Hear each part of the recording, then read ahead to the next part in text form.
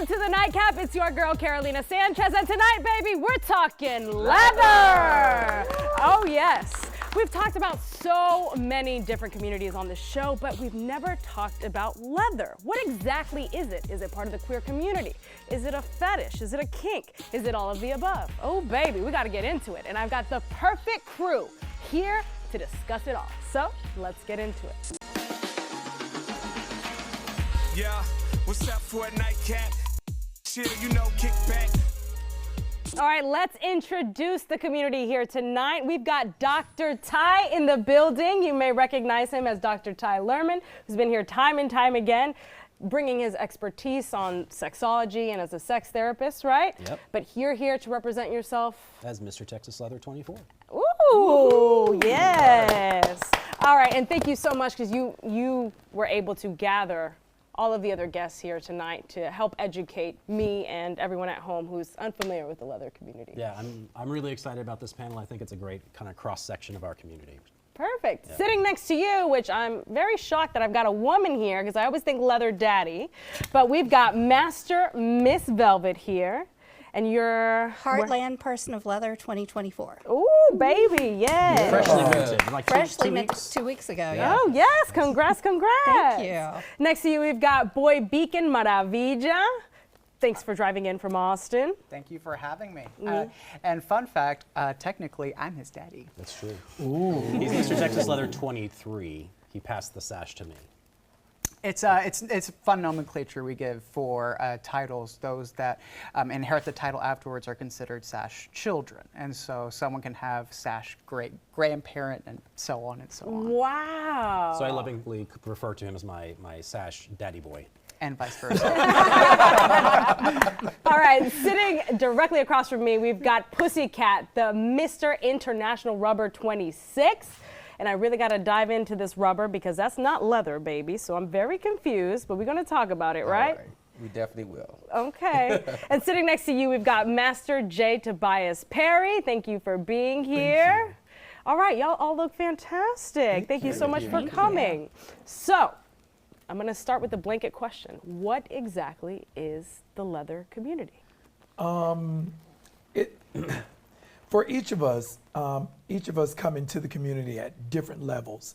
So it is radical, it is passion, it is sexual, it is play, it's kink, it's fetish. And there's a difference between kink and fetish. In my book, Leather Mentorship, I mentioned that kink is what I'm thinking in my mind and fetish is the application.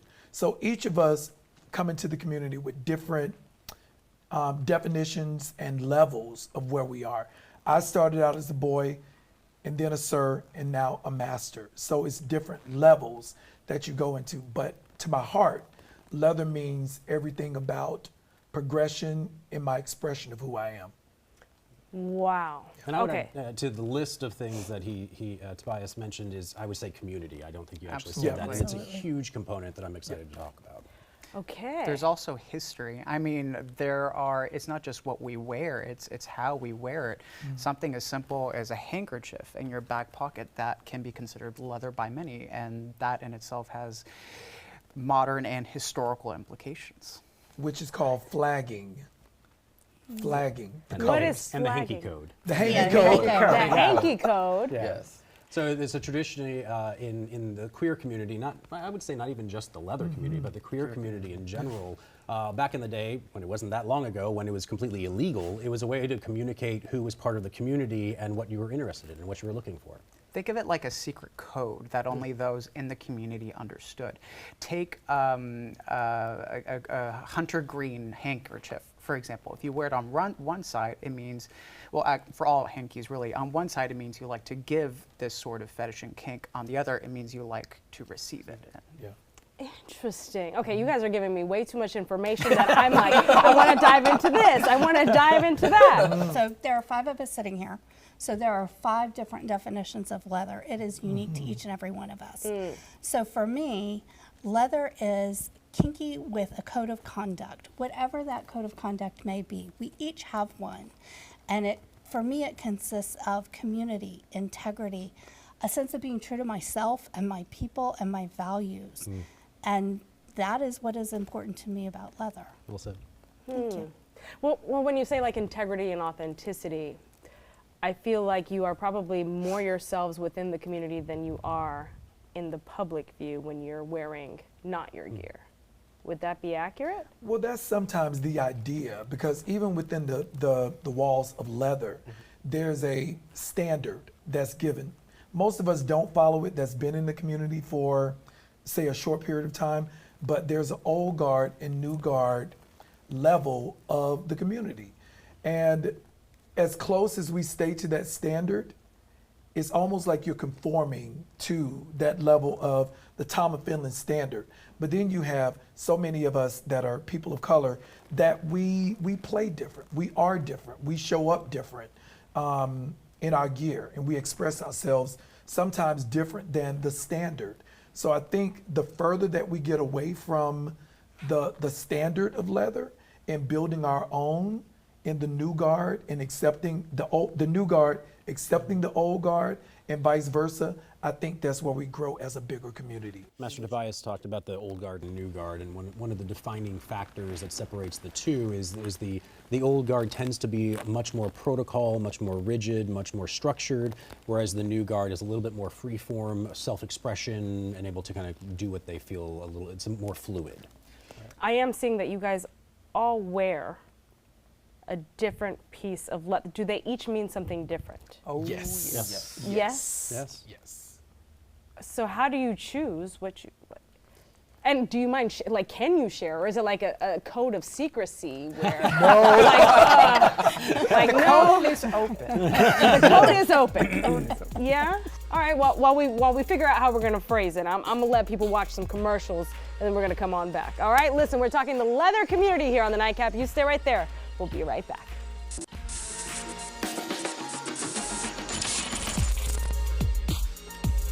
Welcome back to the Nightcap, where we've been taking a dive into the leather community. Here we have Dr. Ty, Master Miss Velvet, Boy Beacon, Maravilla, Pussycat, Mr. International Rubber 26, and Master J. Tobias Perry.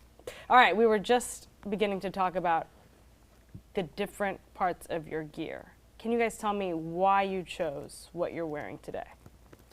Starting on like the higher level, I think everyone, as Velvet was talking about, leather means different things to different people. We all show up differently in the community, part of our personality, part of our roles, and the pieces of gear that we choose is representative of us as an individual.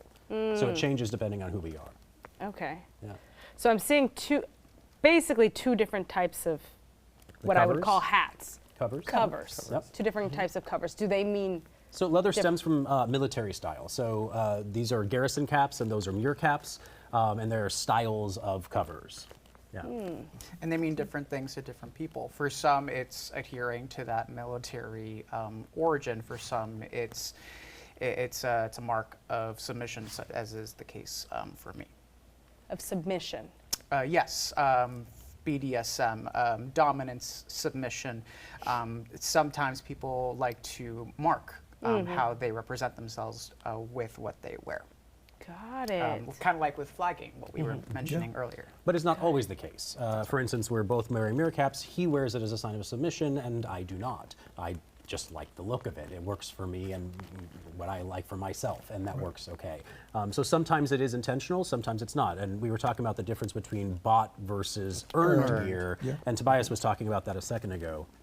Yeah, and bought versus earned, and it doesn't diminish the person at all, because the ultimate goal is for you to feel as sexy as possible and as confident as possible with how you show up and how you appear in the scene. So it doesn't diminish the person. It's just some of us come with purchase items that we felt the sexiest in, and some of us have 24 years in the community and we have earned certain pieces of leather along the way, and we honor those. When you say earned, what do you mean? They can be earned through a level of mentorship, or they can be a part of being under consideration for a daddy, for a sir, for a master, and then they will gift you, if not cover you in a certain way, or adorn you with a piece of their of leather, of their own leather, and gift it to you, either in ceremony or, hey, I think this would fit you better. Correct, So I'm going to give this to you as a gift. For Oh, so many. that's huge. For many, So yes. it's many It's different huge. levels. It's very meaningful for many folks. Right. Yeah. To receive a piece of. Oh yeah, it's a, it's a very high honor, actually. Wow. Especially if that piece of leather has been in possession of one or more people Right. for decades. I mean, this goes back to the AIDS crisis. I know, Right. and myself included, people with leather in their closets that used to belong to homosexual men, leather, who died of AIDS. And so it carries that as special meaning, almost carrying their hopes, their wishes. It's very profound for many Yeah. of us. Wow. Okay, I'm very And I- sorry, but I have to address the elephant in this room, and that is Pussycat, who is not wearing leather. No, I beat to my own drum. No. Like, you're wearing what I assume so- is rubber. Yes. So I started my journey in the leather community started out like 6 years ago. Okay. And through that, I found the rubber community. And so I identify as a leatherman / rubberist. So I also feel that and understand this is all falls under the fetish umbrella, and that it's part of me, my journey of what I'm trying to do is just bridge the communities together, right? So it's not so isolated where rubberists are on the left, leather on the right, and just being your authentic self. So by me blurring the two, and a lot of times what you look at a rubberist, a lot of them, they're in like full union suits, surf suits. They're not really in like a uniform aesthetic when it comes to their rubber. So you'll see a lot of my images are more so, it will mimic leather men, just in a form of rubber. And it's important to note that there's not a right and a wrong. It's It's, not it's a right or personal wrong. expression. It's Yes, just what you yes. feel called and makes you feel sexy, as Master Tobias said. Yes. Yeah. And Pussycat, do you find you're marginalized within the leather community because you're a rubberist? No, I don't think It's I. the opposite. I think it's. It's the opposite. I think it's opposite? yeah. He gets a lot of attention. I get a lot of attention. But I also think that a lot of it comes. I do know that there have been counterparts that are rubberists that don't always feel included. But I also know that my roots started in the leather community, so I understand a lot of the protocols. I understand a lot of the different things that leather folk and how they operate and move, where some in the rubberist community is more relaxed when it comes to protocols. So I also think that kind of plays a part as well as not feeling like I'm marginalized in the community. Okay. All right, I need to dive into what these protocols are that you guys keep mentioning, and I want to talk about your position within the queer community. So, coming up next, we're going to continue the conversation with my guests. Coming up next.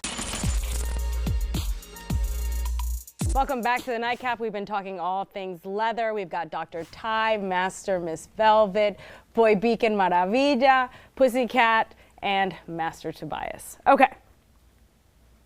We've covered a lot. But I want to briefly understand what these protocols are that you guys keep alluding to. Protocols are a way that are rules that we have for how we interact with one another, how we show each other respect. They are negotiated and consented to between people so that we know behaviors, how we address one another, and how we are going to interact with one another. Okay, I've definitely heard about this during our Kink Week. We discussed BDSM, and that seemed like exactly what it is. Everybody consents to this negotiation ahead of any sort of scene or play. Is that what a Correct. protocol is? That is Got true. it. The Okay. And then people involved. The people consent to involved, it. of course, yes. Yes. Everyone involved, all parties Yes. must consent, Yes. yes. Okay, so let's talk about these myths, because I feel like there's so many. Like for me, approaching this episode, I only thought of leather daddies, right? Tama Finland, like Stonewall, that imagery is all I imagined. And of course now I have Velvet here and I'm like, hold on, we've got a woman. So, Yes. okay, so it's not just leather daddies. We've got women. We've Leather got women. female masters, female dominance. All women are not submissive, which is what a lot of people think when they're coming into the community. But indeed, you have women on every side of the equation. Got it. Okay. So this isn't just queer either. Oh, no. The heterosexual community is also part of. Absolutely. Interesting. Is it all sex, though? No, it's definitely not. Okay. For a lot of, go ahead, sorry. I would say that it's often erotic, but it's not always sexual. There's a piece of it, but for many people, their kink is separate from their sex. For many people, it is, Part but of their it's sex, very independent. For the person, for the instance, for the scene, it's really dependent on the individual and what's happening in that moment. There are people who engage in kink and leather who may never engage in sex at any point with their scene partners, whether because by choice or they identify as asexual. I mean, there are all possible reasons. I think that it's possible to get a different kind of gratification from play than a sexual gratification. It's also possible to get sexual gratification from play. It just depends on the person and their orientation. That power play, that power exchange that many consider to be the basis that they find erotic, like Dr. Ty said. I really could just like be a that. hobby. I really like what you just said, and I think that for me, I'm so specific in what I do. I love impact play. I love CBT. I love. You're using terms I don't I'm know. sorry. CBT, impact play, what is that? I can't say that for your audience, but they'll have to Google that one. But there are certain things that I like to do, and the sex is the reward. The sex is the reward for me and for them at the very end, because I could go hours and I'm not even thinking in my mind about the sex part of it, because I'm so specific and I've been doing this for so long. I just want to make sure that what we negotiated, I'm carrying that out in the safest manner possible. And then once the room shifts and we're coming down off of the endorphins, that is the reward. That is the reward. And I mean, maybe you guys have a different experience, but for me to reward my submissive, that is their reward. But I think, I mean, and I agree with everyone. Again, you know, when you're negotiating whatever with the parties that are negotiating the scene with, is that whatever happens after the scene, it happens after the scene. But also it goes back to, again, the scene that's negotiated does not always have to be sex. It does not always have to be penetration. And I think that's the most important part, because I think a lot of people that look into the community or watch the community from the outside, they think that it's all revolved around penetrative sex. Well, something that I'm hearing from you is the master and submissive. Do you think some people join the community, and maybe this is a myth, for the torture, right? Or they're hurt and traumatized somewhere in their life, and they're coming to the community to... So this is one of the myths that I wanted to touch on as a mental health professional. I think one of the most common myths is that you would only get into this community if you have past trauma, and that you're seeking this out as a way of working through your past trauma. Statistically speaking, this has been debunked by multiple studies that the people in the community who identify as actually part of the community have no greater occurrence of trauma than the general population. Got it. At all. So like this has been debunked by massive studies. So let's get rid of that label. There is no association between past trauma and being kinky at all. Okay. Absolutely. In fact, being kinky, to add to that, is for many people about community, like actually Dr. Tai said earlier, and family. I mean, many of us here are engaged in what we call leather families, where we are part of a house of leather people, where we support each other, we spend time together, we learn from each other, pass down traditions. That's where Maravilla, my scene last name, comes from, because I'm from La Casa de Maravillas. Wow. Que maravilla. Yeah. All right. It's family. All right, you guys have been sitting down, and I want you guys to actually show off your gear. Are you down to do a little gear show for me? All right, coming up next, we're gonna check out all their gear, so you stay right there. We'll be right back.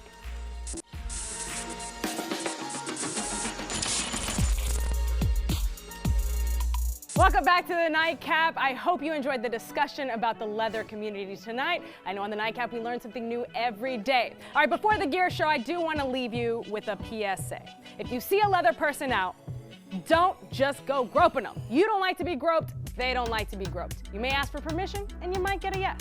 All right, it's time for the gear show. Thanks for being with us.